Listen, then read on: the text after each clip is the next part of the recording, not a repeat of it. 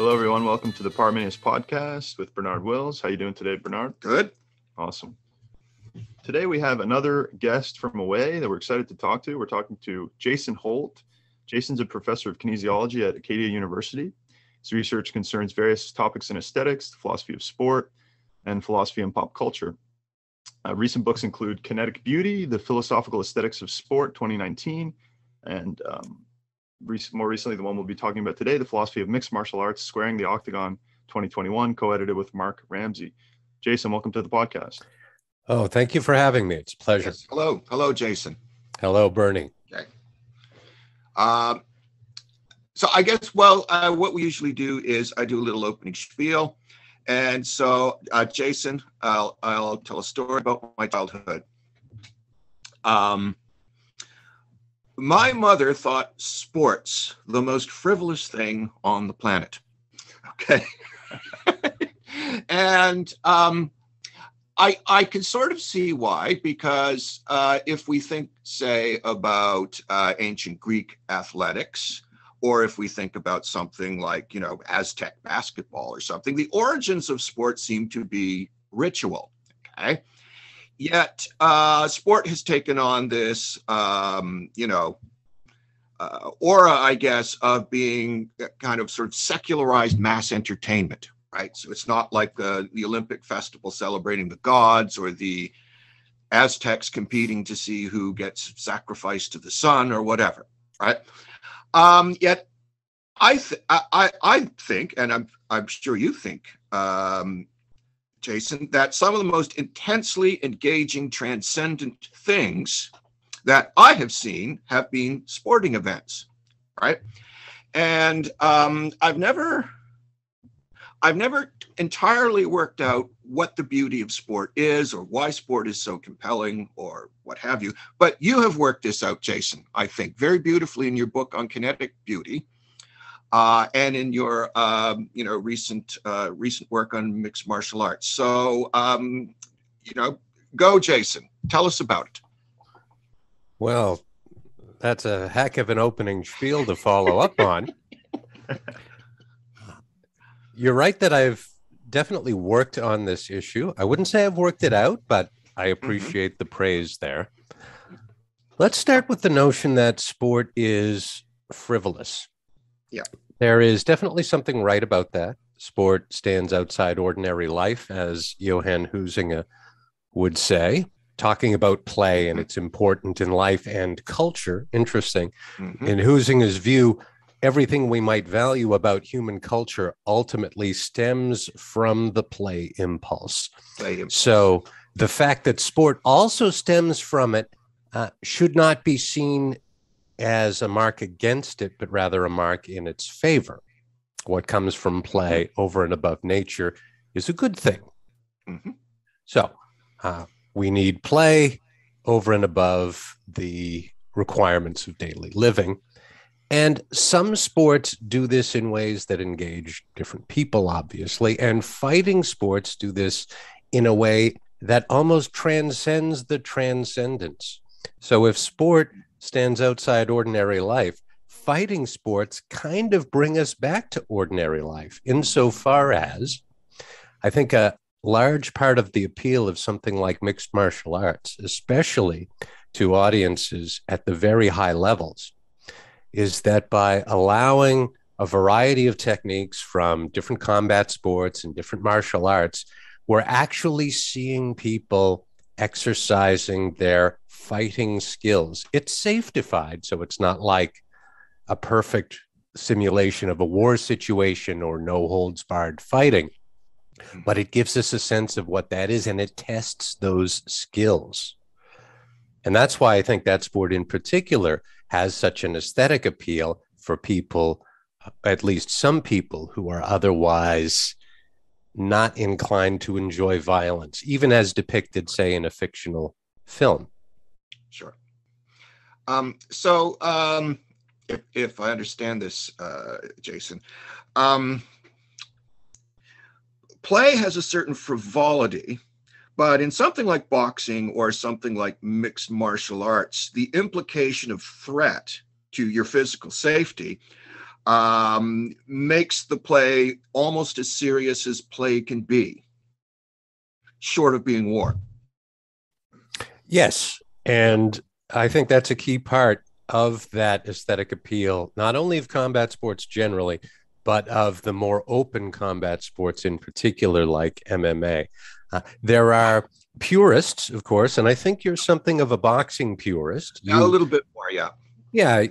Where you look at that and you say, oh, it's the sweet science of constraints, and you're not allowed to kick, and you're not allowed to grapple, really. Clinches accepted. And it's all about your two weapons thrown in different ways and combinations, and how you strategize and how fluidly you move, maybe if you're emulating a Muhammad Ali type boxer. I have no argument against that, but I think there's also a room for a different kind of minimalist aesthetic appeal. There's a minimalism there because there's very little you can do. And if you look at a sport like, say, Taekwondo, you think, oh, there's very little you can do there. Just as in boxing, you can't really use your feet except to move around. You can't use them. You can't bite somebody's ear. Right. Well, only infamously, of course. Headbutting, not unrelatedly, is also not allowed. In something like Taekwondo, even though fist strikes are allowed, it's almost all done with the feet. And so it looks really weird to someone outside the sport. So in contrast to that, the minimalism of only having rules in place to guarantee something like minimally adequate safety of the fighters, as in mixed martial arts, opens up the possibilities of what you can do. You can use judo or BJJ techniques, grappling. You can wrestle. You can do boxing. You can do Muay Thai. You can do. You can bring in karate kicks and Taekwondo kicks, and it's wonderful. Sure.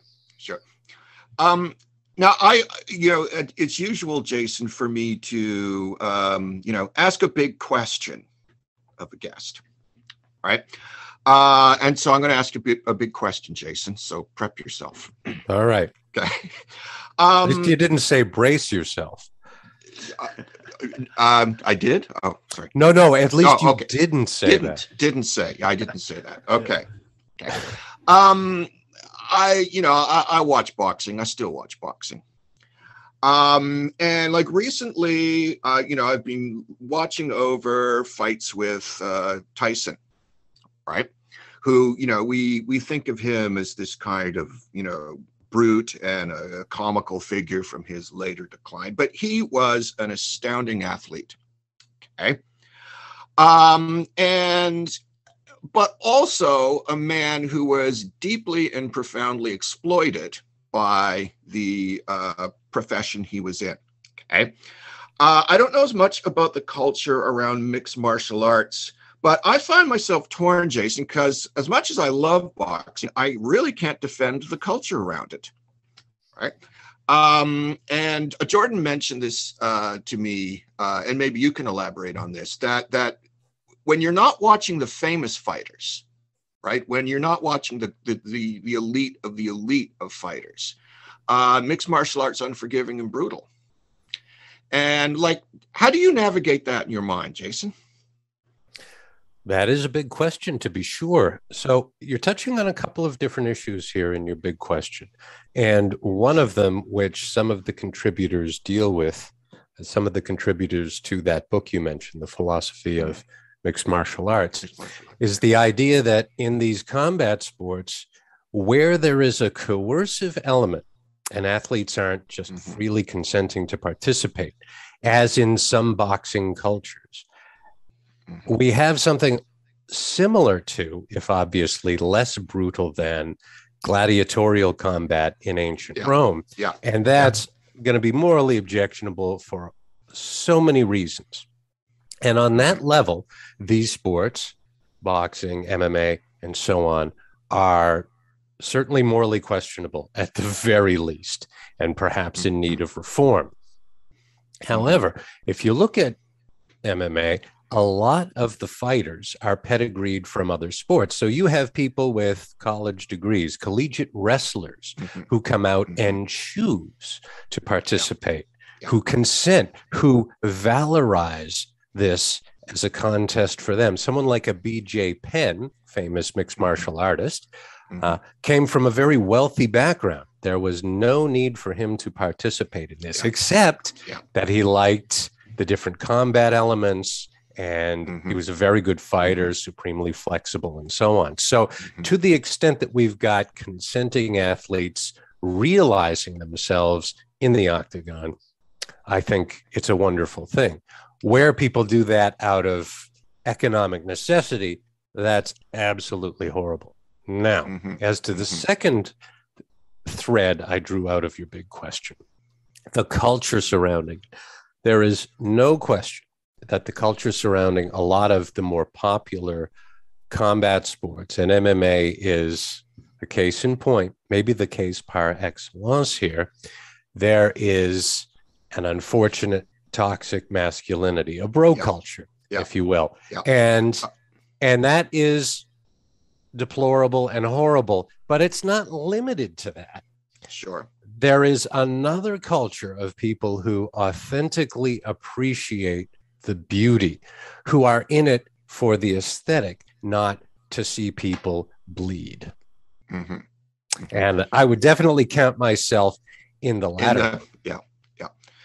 Now, Jordan is what is it you practiced? So this is interesting Brazilian for me because we do this podcast, and when this subject came up, I practice Brazilian Jiu-Jitsu, and I've been a practitioner on and off for a little while. It's not the kind of thing you can do like every day. So I really appreciate this idea of, which I was hoping to ask you about, the empathetic sublime, where there's a lot to get into there, of course, but where the notion of the sublime, you confined it to the submission. I'm just so curious how that, which makes perfect intuitive sense to me, how that could be distinguished from, say, a knockout or the kind of attacks that are, I think you do mention this, but the kind of very spectacular attacks like the head kick or something like that. Whereas I appreciate in practicing Brazilian Jiu-Jitsu, that kind of notion of the empathetic sublime. Where's this dividing line for you? I see there are various ways of drawing this distinction, obviously. So in MMA, whether you submit someone, they tap out, or you choke them out and they go unconscious, or you get a KO or TKO with some strike or set of strikes and they can't continue. There are going to be different appeals for different people. So some people prefer to watch the striking. Some people prefer to watch the grappling. And each of them is a type of skill or skill set. And it's the combination, the conjunction and the disjunction of them in the sport that I think is part of the appeal. So if you, and I'm not talking about the empathetic sublime yet, but I will get to that. If you really like the grappling sports, if you practice BJJ and you like judo throws and you think wrestling's kind of cool, and you're going to like that component of the MMA experience more. And it's a little harder for someone like me who hasn't done the grappling to appreciate it to the extent that a practitioner would. And you'll notice in some of the broadcast footage that the commentary from people who have a striking background or who have a grappling background tends to focus more on those aspects of the fights they're watching unfold. So there's a kind of personal preference element there too, but there's also a qualitative difference.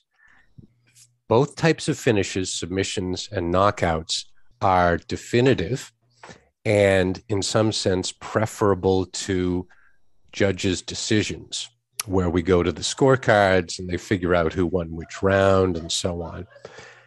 There's something definitive and appealing about the definitiveness of that, I think, for a lot of fans. I myself love the submissions. I love the KOs too. And I'm starting, even though I don't practice a grappling art, to get a better sense of what the submission is.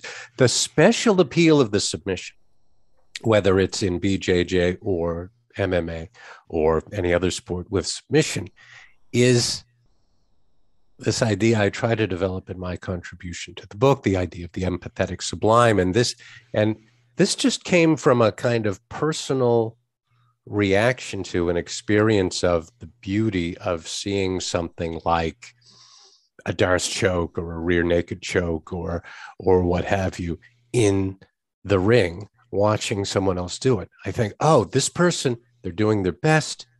They've struggled valiantly. They've been courageous. They've had a great work ethic getting ready for this big fight. But Khabib is choking him out. And you know what? Nature does that to us all eventually. So there's a kind of symbolic appeal there where I think you empathize with the submitted fighter. You praise and you see as awesome the submitter. So Khabib is amazing, but when he chokes out a Dustin Poirier or whomever, you think, oh, yes, I get it. That's happening to us all eventually. And we all have experiences like that when we're overcome with an illness, say, that has us bedridden for a couple of days. We feel that. We feel that vulnerability. Yes. And I think the sport allows us to feel that vulnerability in a pleasing way. Yeah, I think that's quite profound. Yeah. Yeah. So let me just pick up on something you said there. Now, I have a degree actually in religious studies, and this is not an MMA example, but you know, I've from time to time followed Premier League football in the UK, and there's a channel for you know, several football teams, and the one I was amused most by was the channel for Arsenal. Because, and I say this, and I'm going to have to pull rank here. I say this as someone with a degree in religious studies, that Arsenal football games are sacred ritual events. And you just need to listen to these people and how angry they get, because they're always angry, right? And they can always manage Arsenal Football Club better than the jerks who are currently managing it, etc.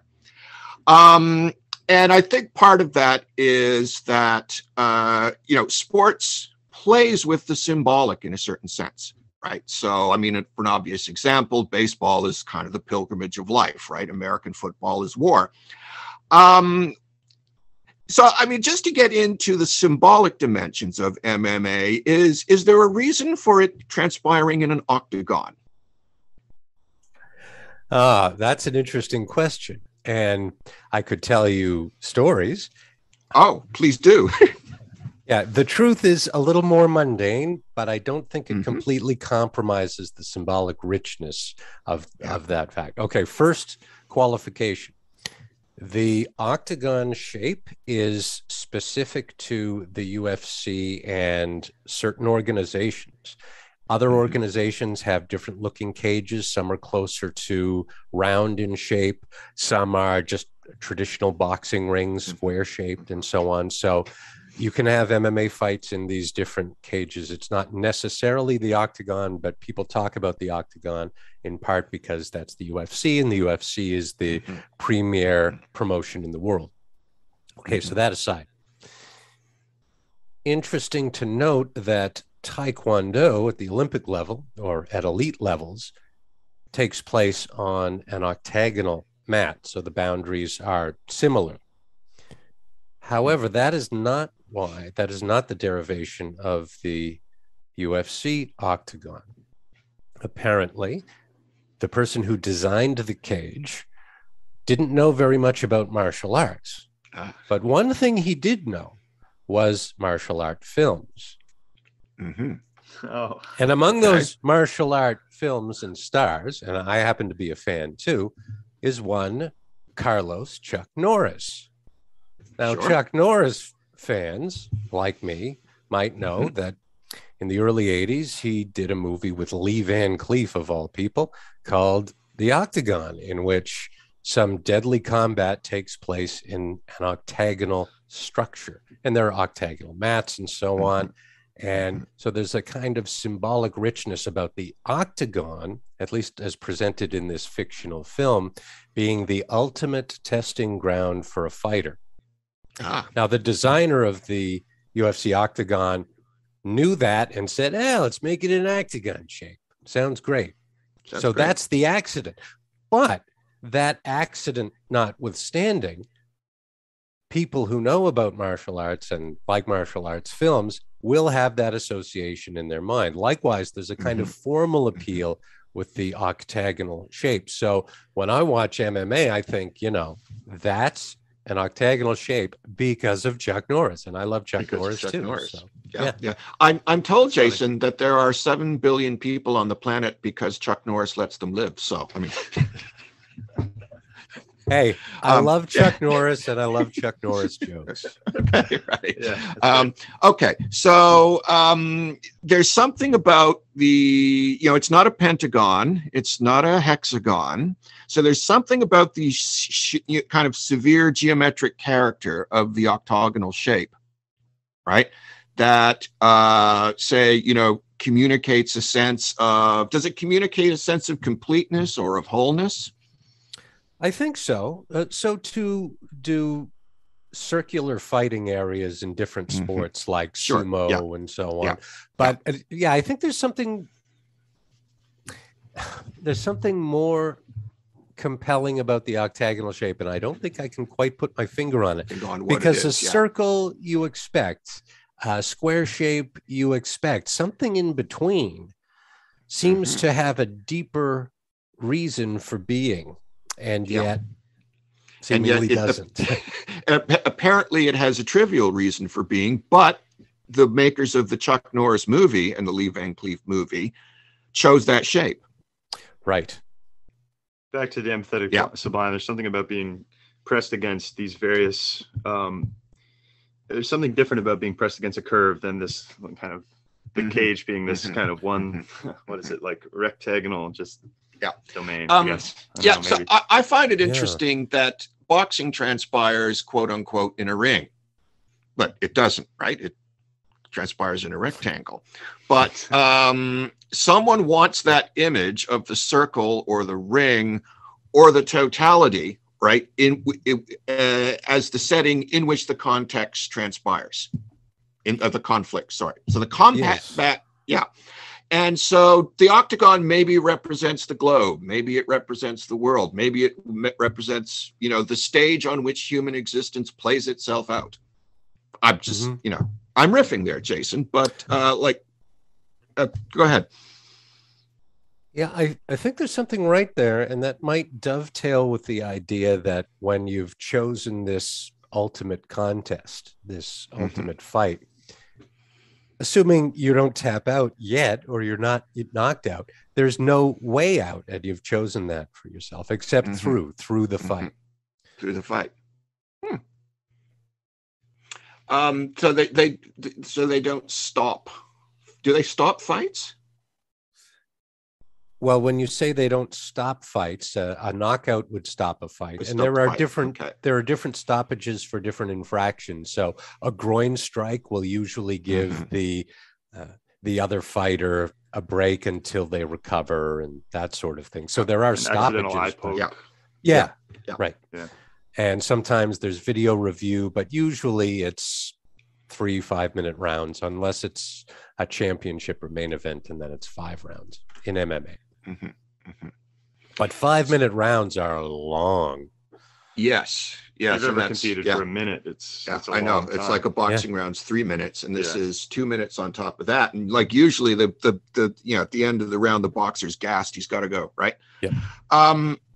But I just, you know, to go back to the classics, okay. As I mentioned, well, let me start with this, okay. Up on my bookshelf there's a set of dialogues by St. Augustine, and one of them is called On Order. And in that dialogue, he considers a cockfight. Now, this is something we now have determined is horrific and cruel, but an MMA fight is a kind of cockfight, just it's presumed to be consensual because it's humans. But he says, what's the appeal of a cockfight? Well, it's a kind of revelation of the glory of life and being and movement and change and struggle.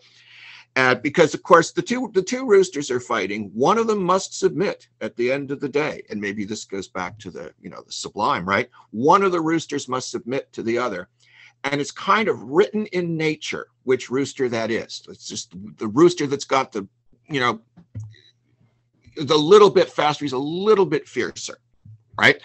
And so there's a beauty and a fascination to watching that process come to its inevitable conclusion, right? And so within that process, the two birds strive against each other, you know, as strenuously as they can. So there's this kind of fusion of kind of maximal effort, right, put into the conflict in relation to a kind of necessary predetermined result, right? And that's kind of, wow, the universe, I suppose, isn't it? I mean, oh, yes, a lot of good stuff here. Now, when you say predetermined result, I mean, for roosters, not, yeah. Yeah.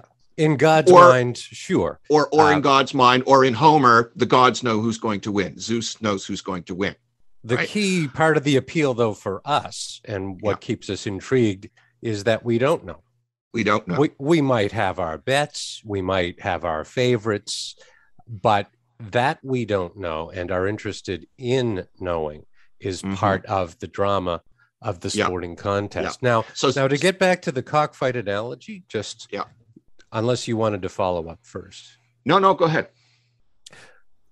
There were complaints in the earlier days that MMA was just cockfighting and cockfighting is bad. But your point about consent makes all the difference, all the difference in the world. And there is a symbolic parallel, as you would suggest. And I see another symbolic parallel to bullfighting as written up by someone like an Ernest Hemingway. Sure. At least in his understanding. There's a kind of symbolic and tragic appeal there. So in the sporting contest, you have a good work ethic, you're talented, you do everything right, and you can still lose. The tragedy there, and some sport philosophers write about this as tragedy, is that your fatal flaw, your hamartia, is just not being good enough despite your best efforts. And that has an important symbolic function for a lot of people. So we would hope that we would do so not through cockfighting and maybe not through bullfighting, but through venues like MMA, where at the very least the participants seem to be consenting to and themselves reveling in the symbolic richness of the practice. As one of the earlier MMA fighters, I think it might have been Forrest Griffin, said something like, you know, you win a football game, so what? But you win an MMA fight, that means something. I'm paraphrasing here. Sure. And I suppose to, you know, maybe I'm having a Heideggerian moment here or something. You know, within the horizon or the context created by, say, the ring in which the two roosters fight, something is revealed, right? What's revealed is who's the stronger rooster, right? Or who's the faster rooster, or who's the best trained rooster, right? So you're right that something engages our curiosity because we're looking for something or waiting for something to be manifested to us, okay? And that's why, you know, if you know the result of a hockey game, Jason, a hockey game is really boring to watch. You know, like you tape the hockey game, you plan to watch it later, and then you hear the score and you're like, well, I can't watch it now, right? Because there's no revelation, if you like. I see what you mean. I would like to qualify that comment of yours in two ways. So you have a contest. Let's just stick with MMA. Let's say it's an MMA contest. Whoever wins is the better fighter. Well, that day, mostly. I mean, sometimes you win through a stroke of bad luck. There was a slip or the ref makes a bad call or something like that.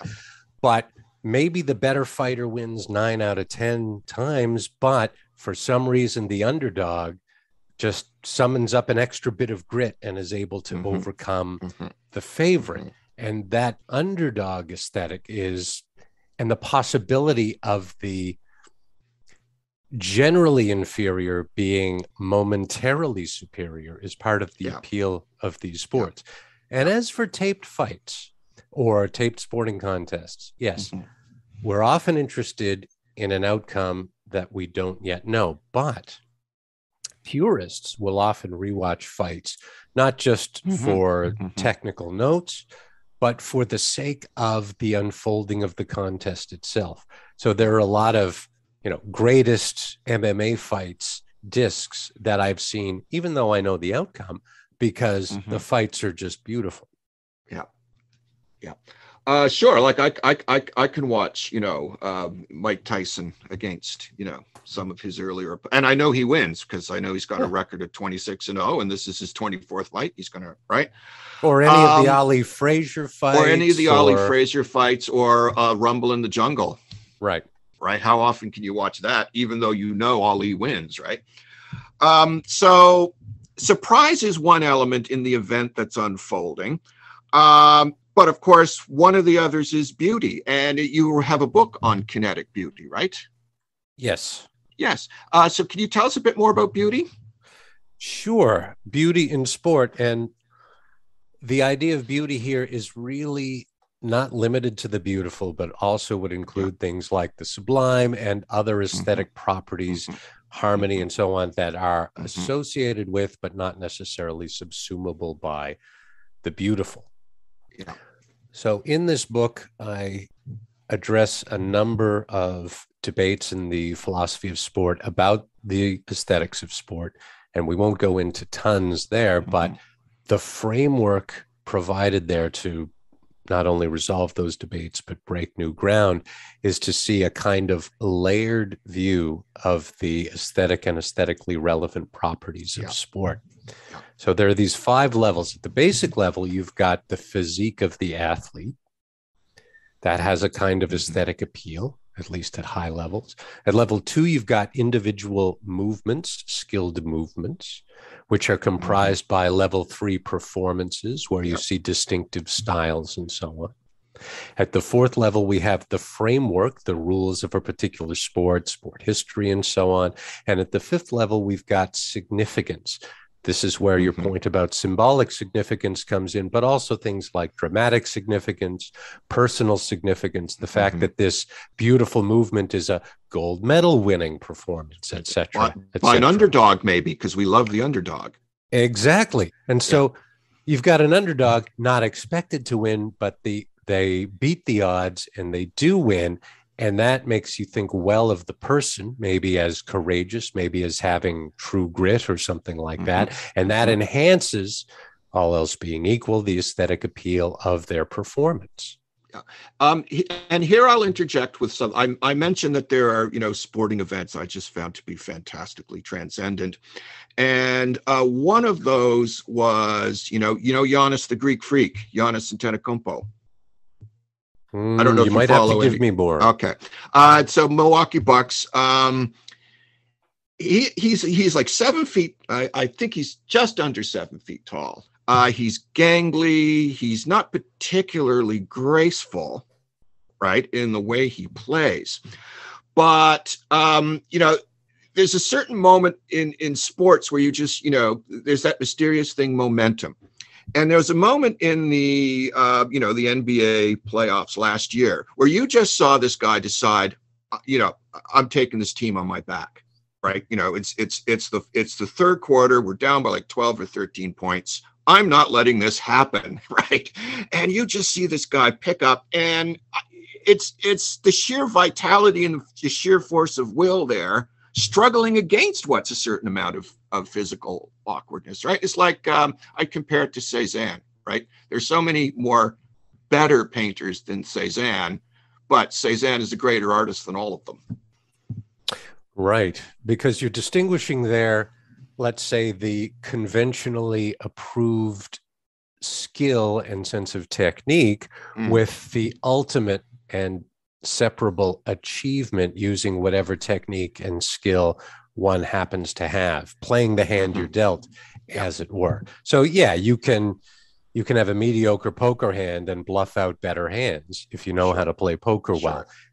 Not that it's about bluffing and so on. So yeah, I'm reminded of a lot of other sport figures who had or have ugly techniques but prevailed. I'm thinking of Seabiscuit in particular. None of the horse cognoscenti had a sense that Seabiscuit could win because it had kind of an awkward gait and it didn't look right, but it did amazing things there. Same thing with certain professional golfers whose swings look kind of unorthodox and ugly, to the gurus in the sport, and yet they're able to win championships and so on. Yeah. So I think there's a room for a pluralistic aesthetic there, where we should champion the functionally successful, oddball, original styles and movements. Because that kind of overcoming of to speak of revelations, that's kind of a revelation of character, right? That's kind of a revelation of, Giannis is not losing this game, right? And you could just see him, and he's like a maniac out there, right? And unstoppable. The other example, the Denver Broncos beating the heavily favored Green Bay Packers, right, in the Super Bowl. This was in the 90s or something, where just John Elway was like, "We're not losing this game." Like and he was doing things that he never did. He was running. He was right, and that seems to me. If I were to say what kind of sublimity that is, that would be a kind of sublimity of power. Like, I have such a reserve of energy and strength and will and character that I'll even overcome some limitations, right? Do you see that in mixed martial arts, Hank? Oh, sure. Another example, though, you might think of the Miracle on Ice in 1980. Yeah, Miracle on Ice, absolutely. Yeah. And note, by the way, that this is part of the appeal of the Rocky films. Someone who is able to summon from within the right stuff to rise to the occasion and win. Or, if you remember the first Rocky, doesn't matter so long as he goes the distance. He loses, but that's still the moral victory that it's supposed to be. And I think there's something particularly poignant about that kind of non-victorious ultimate victory. But yes, you see this in MMA all the time. Now, the favorites tend to win matches. That's why they're favorites. The people who bet on these things know something. But when you see an underdog victory, for instance, a few months ago when Amanda Nunes lost her bantamweight title, I saw that, actually. That was a beautiful fight, and Pena surprised everybody. And there was a certain point in that fight where the underdog became dominant. The champion looked worried, and she was ultimately choked out. It was a beautiful fight. I know. I'm not an expert. I saw that fight. And there was a moment where, Nunes just looked defeated, right? Yes. This woman was pummeling her. Yes. Right? And she was not supposed to do that. Not supposed to. And she hadn't been used to that for a very long time. At the time, she was a 2-division champion, and she is still a champion in the featherweight division, just to point that out. I mean, she's still a force to be reckoned with, for sure. Yeah. Can I bring up Raging Bull? Of course. Of course. Because I know, Jason, you are a great movie aficionado. I try. Okay. There's a line in a Bob Dylan song, "Last Moan of the Boxer," right? Jake LaMotta, I've seen fights with Jake LaMotta. And what a tenacious but ultimately hopeless battle it is for him against these guys like Sugar Ray Robinson and so on. Is there an aesthetic of the loser? Absolutely. Absolutely. And we can get back to the first Rocky again, and there's something similar there. I'm thinking of some of the later fights of the Diaz brothers in the UFC. Sure. They've still got the grit, but they're ultimately going to lose to a Conor McGregor or whoever at the time was the dominant fighter. But the fact that the grit remains, and in the case of the Diaz brothers, there's an interesting story there because they came from a very impoverished background and really seemed to make something of themselves through boxing and then later MMA fighting. But at the same time, that's one of the things that bothers me in boxing. And I'll give you another example. Gennady Golovkin was supposed to fight, what's his name, Canelo Anthony or something. But he failed a drug test. And so they found this Armenian guy nobody heard of, right? And they put him in the ring with Golovkin, and he beats him senseless in about 30 seconds, right? That's almost not a noble story. I don't know what kind of grit or what kind of delusion or what kind of whatever convinces that Armenian guy to go in a ring with Gennady Golovkin when he knows he's not getting out of the first round. Yeah, that's unethical fight promotion from your description. Yeah. You have to have a reasonably even fight. Yeah. If the difference in skill or prowess is that great, it's not even worth putting on the fight. Well, I guess this guy thought it was worth a paycheck to get his face beaten in, or was he coerced in some way? I don't know. Yeah. I mean, obviously, I don't know enough about the particular situation, but it seems to me that there was something unethical going on there for sure. Yeah. Well, rather than that being the aesthetic of the loser, like you guys just spoke about, yeah, that's just more to the critique the critique of the like. Okay, we got to put somebody in the ring with Golovkin. Oh, here, I'll just throw some schmuck in off the street, right? Right. But a lot of boxing works that way. That's how you build up. Like, that's how a fighter builds up his record. Beating homos, right? But that of course is shady. But I think what you want to say about the appeal of the loser ties back in with what we were saying earlier about the empathetic sublime. We all lose. We all lose, and we all lose eventually. However great we are. Incredible breadth of losing. It's I love the language of sublime there because of the fact that how could you sum up a loss in a better way than to say it unifies this kind of grand sense that we all have, and kind of, I don't know, the natural losing in life. But so what I was trying to drive at with when I just interjected there was back to a section in your like kind of approaching this from a broader angle, the anesthetic apology for MMA, violence as definitive. And so if it's okay, I'd like to read something here and then ask you about it, Jason. Sure. Both of you. Go. Yeah, please. Great. So the critique of MMA being that it could just be this incredible unappealing violence, and then Jason, you saying that it's the violence as definitive, which kind of provides us with like the most interesting element of the drama, I suppose, of MMA. But so the quote here is and how it relates to kind of human nature in a way. Quote, violent impulses represent one side of autonomic arousal, the fight or flight response to situations of extreme conflict, stress, and uncertainty.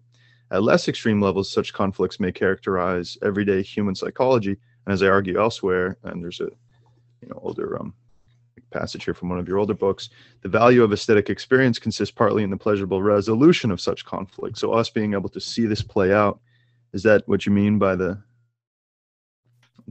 resolution? Yeah, the resolution is the aesthetic experience that doesn't just quell the conflict, but brings the otherwise conflicting impulses together into a kind of harmony. So I'm thinking of it very broadly like this. And the empathetic sublime is one way of doing that, but only one way. So in typical life, we often find our intellect and emotions at odds. So we think we should do one thing, but we want to do something else. We have this conception of ourselves, but what we know about the world doesn't really match that. And so there's all this conflict. And sometimes it's greater, sometimes it's lesser. But in an aesthetic experience, whether we're, say, performing ourselves and are appreciating what we're doing, or we're seeing a beautiful work of art or performance, that conflict is resolved. We don't just go to sleep and end the conflict that way. We keep the intellect and the emotions engaged, but in a way that's more harmonious than cacophonous. That is my view of aesthetic experience anyway. And this ties in with the philosophical tradition in interesting ways and neurophysiology in interesting ways. So there's neuroaesthetics and Aristotle in that behind me. But that's my basic view of what aesthetic experience is, and part of why it's at least psychologically valuable to us. Now, Jason, like I can see, there are these kind of core human cultural activities like philosophy or art or religion or politics and so on. And why does sport get such short shrift in that? What a great question. I really don't know. And here's an interesting biographical parallel. In my youth, I participated in a number of different sports, but then university comes around, I get into philosophy, I pursue degrees in philosophy, end up becoming a professor. So for a great stretch of time, I wasn't too interested in watching sports or participating in sports. But then, you're busy, right? yeah, as things turn out, I end up becoming a professor in kinesiology, which is, of course, very sport focused. And I revive my interest as a practitioner and theoretically in sport, and see the two really as complementary. I don't think I would be complete, at least as the type of person I want to be, without, say, doing research and without pouring a lot of my efforts into physical activity as well. In fact, because of this recent book in MMA, I figured, I'm not just going to watch MMA, I'm going to take up a martial art. So for a few months now, I've been doing some Taekwondo, and it's all fitting together. It's all part of an integration. I think there's a parallel here with the appeal of certain sports that severely limit what you can do to achieve the prescribed objective. There's something nice and safe and comforting about being a specialist. I'm the top person in my field, even though there are only three of us, right? Yeah. But the more you open up and integrate, the riskier it is, but also I think the greater the potential rewards. So I think philosophers, to their detriment, have been, this is not news, have been neglecting the physical aspect of human embodiment for way too long. Yes, and of course they have. You look at the ancient Greeks and you know that Plato was a nickname meaning broad-shouldered, given to Plato because he was a wrestling champion. The fact that a lot of Western philosophy seems to have forgotten that is a problem. Mm-hmm. Mm-hmm. Well, I suppose part of it is that, it's kind of a highbrow, lowbrow distinction. Sport has been categorized in the cultural field as quote unquote lowbrow, as mass entertainment, as wrapped up with, commercialistic values, as, fetishizing violence and a certain kind of toxic masculinity. And we all recognize, Jason, that there's some justice to those critiques. Yet, I still watch those clips of Tyson. Right. And on one level, there has to be that kind of distinction, but to assume there's necessarily a value hierarchy there is a big mistake, I think. Mm-hmm. I think if you think that the height of cinema comes with someone like Akira Kurosawa, and that the great films of a William Friedkin, say, are just, so much popular entertainment, really misses what's absolutely beautiful about a film like To Live and Die in L.A. or The French Connection or something like that. And the same thing goes with this distinction, say, between going to the ballet and then going to an MMA fight. Yeah. If you are open to the potential rewards of both, I think not only your outlook, your mind, but your life is far more open and rich.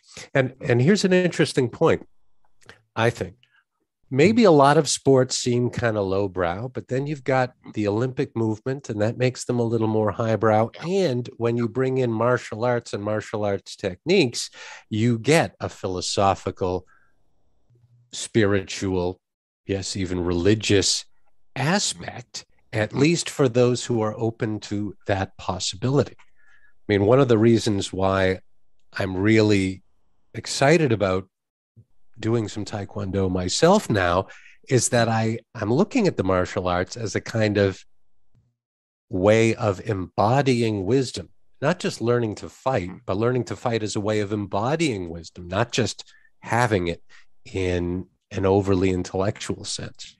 Because the martial arts too, I mentioned the Greek Olympics and the Aztecs, but the martial arts from, the Far East are indeed embedded in certain kinds of contemplative and meditative, religious traditions and so on, right? Zen Buddhism. Yep, and don't forget Taoism, Confucianism. Taoism, Confucianism, etc. Right. So it's a kind of sport is a kind of living text whereby these traditions manifest, a kind of inner wisdom or a pursuit of balance. And I once heard a very interesting interview with martial arts instructor, he was a fellow from Japan, and he said, I set up a dojo is the right word, right? That's the Japanese term, but Japanese, yes. Yeah. So I set up a dojo in LA, and I had all these guys coming to me say, I want to be a black belt in karate. I said, okay. And they said, I want it in 6 weeks. Can you make me a black belt in 6 weeks? And he said, technically, in terms of teaching you all the necessary moves, I could probably do that in 2 weeks, right? But he says, the problem is that you're not getting the real lesson because you're not learning the patience, right? You're like, I'm not like this greedy, Westerner, right? And like, I want that black belt now, right? Right. Because I want to chalk the W up and then move on to my next task, right? So, and he said, technically, I could probably do that. Probably he'd be an okay fighter, but he wouldn't have gotten karate or judo or whatever it is at all, because so much about it is self-discovery, right? Yes.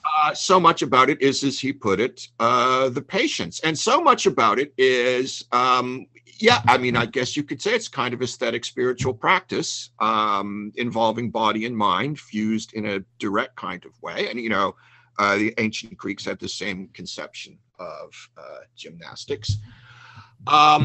But I guess, I have to revert to the hesitation some people might feel in that kind of practice has, it's become very kind of commercialized and some would say vulgarized in the West. And that's symbolized to me by the steroid period in Major League Baseball, where Major League Baseball, which I love, became almost unwatchable to me, because I couldn't watch these hulking giants come up and crush home run after home run, knowing that that's not a natural physique. And maybe I'm wrong. Like, I don't know, maybe you've rethought the question of drugs in sport, Jason. Oof. Well, let me make a few comments in reply here, starting with where you ended.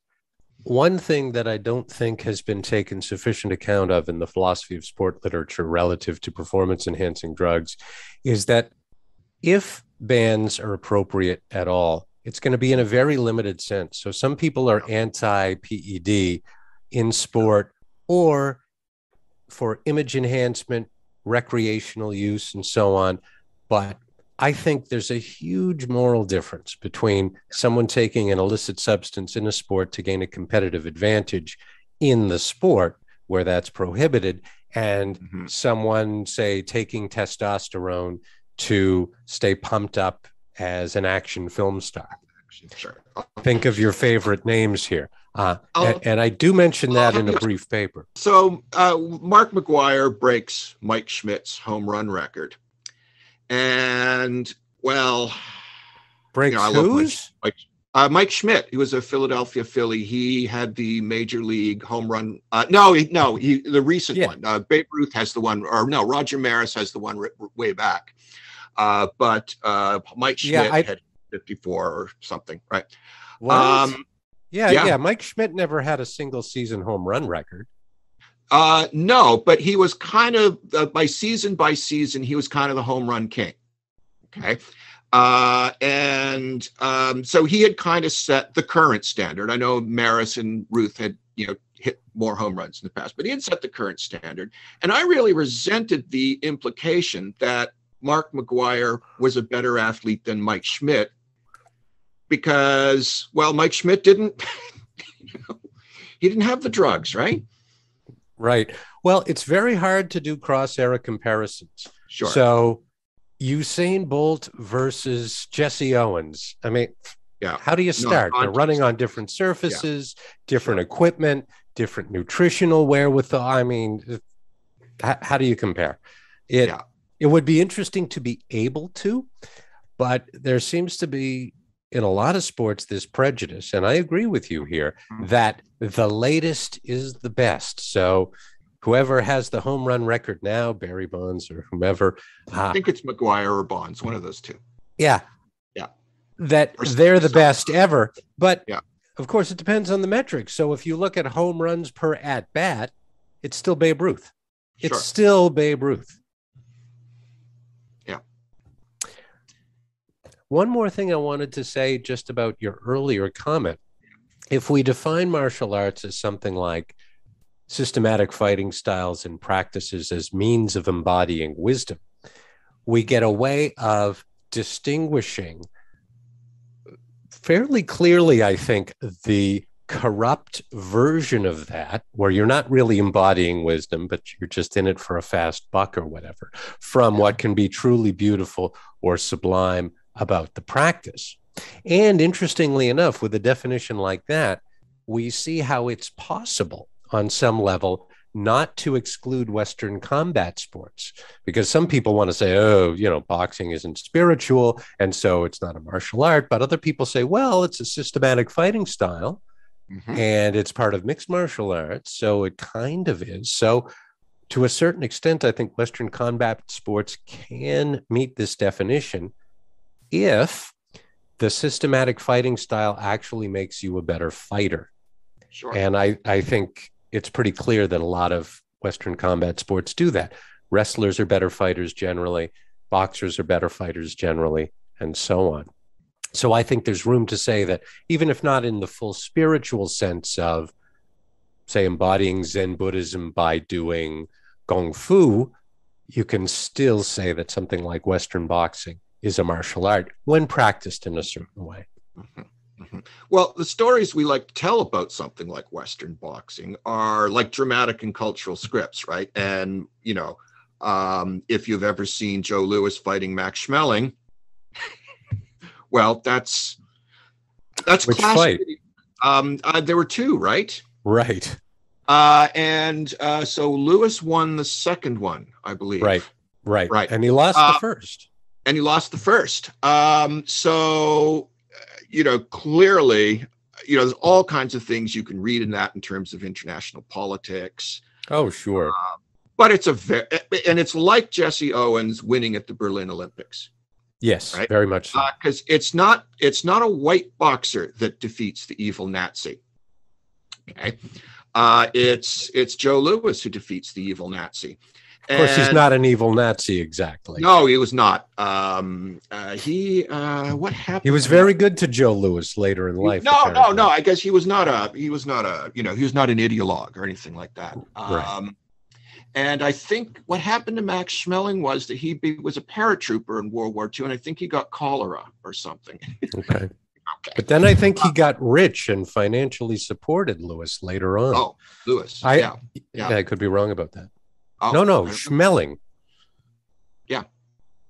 I guess but he did, obviously fantastically. So I think maybe in the West, we like sports a little more that embody dramatic scripts, right? The great story of how this kid from wherever Joe Louis was from, beat the greatest boxer in Germany and, demonstrated the superiority of democracy to Nazism, right? Which is the script that you read into that. But anyway, how are we for time, Jordan? We're getting there. We're good. Yeah. So do you have anything you want to add? It's just been an interesting conversation. I can't keep up with you guys on the sports or the pop culture stuff. So thank you for your letting me produce and ask a few questions. So that's pretty much all I have. Yeah. So do you have a closing statement, Jason, you want to make? Okay. I think that dismissing some of these activities that we find initially off-putting, or that we might find initially off-putting, like MMA, as simply ugly and disgusting, foregoes the possibility of real, authentic enjoyment of them as an acquired taste, as we might with certain forms of alcohol. They might be off-putting at the outset, but connoisseurs will find that after a while, they really appreciate the hidden aesthetic qualities. And I think MMA would rank as something like that. A fine whiskey in that sense. And I don't drink whiskey. Well, I do. And the whiskey you just described is, Lefroy 10-year, right? Because that's because that's really smoky and harsh and aggressive. And yet the second sip, you're addicted to it. So, so I think generally we should be open and tolerant to the plurality of not just immediate gratification, but acquired tastes, because it's the acquired tastes that really help make life worthwhile and meaningful, in my view. Okay. I appreciate that too. Yeah. Actually, we can all kind of appreciate So are we on the hour, Jordan? We are. And thank you, Jason, for your time. Guys, I'm just going to say one more time, Jason Holt, Professor of Kinesiology at Acadia University. Thanks so much for the conversation. Thank you. This has been a perfect pleasure from beginning to end. Thank you, Jason. And I guess we'll see you at some point in the near future on a screen. I look forward to that. Yeah. Okay. Okay. All Take care, everyone. Thanks. Bye-bye. Bye-bye. Bye.